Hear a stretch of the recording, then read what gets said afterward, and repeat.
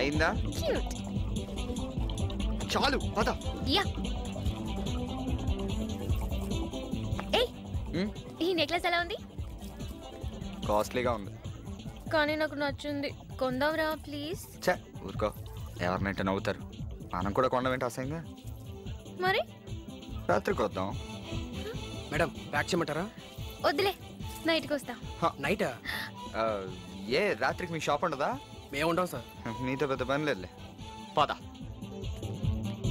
చందనాకి వెళ్దామా, బొమ్మనాకి వెళ్దామా?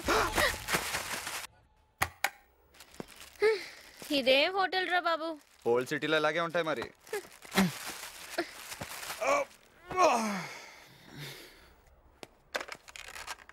హలో, మన హోటల్లో మసాజ్ చేసేవాడికి మెసేజ్ ఇవ్వండి బాబు, నా రూమ్కి రమ్మని. ఇంకెందుకు లేటు, మొదలెట్టి ఫ్యాషన్ షో. వేసుకో బుద్ధి కావట్లేదు. ఏ? నాకు కొత్త బట్టలు వేసుకోవడం చాలా ఇష్టం.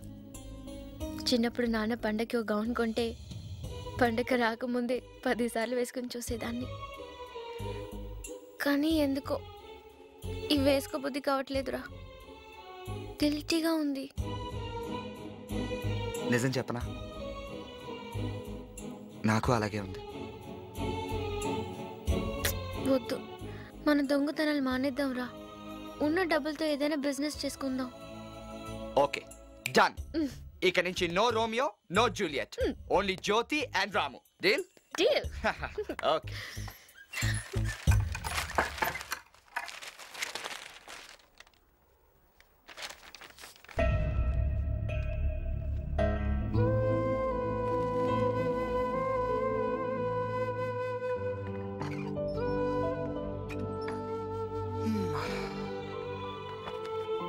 మన దగ్గర డబ్బులు ఎంత ఉన్నాయి?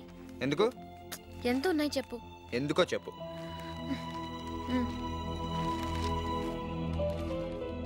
రోమియో జూలియట్లను త్వరలోనే పట్టుకుంటాం. టీసీపీ యుగంధర్.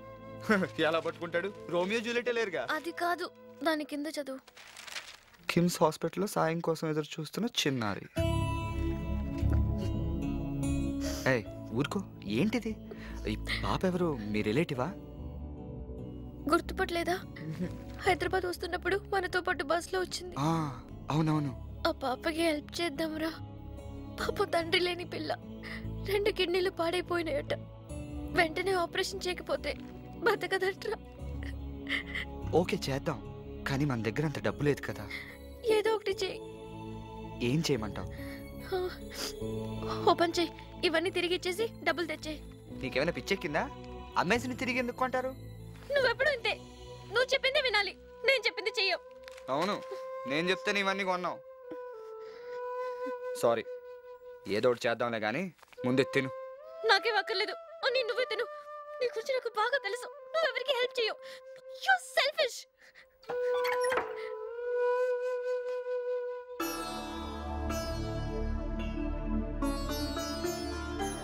ఏమండి, మీకు ఫోన్ వచ్చింది.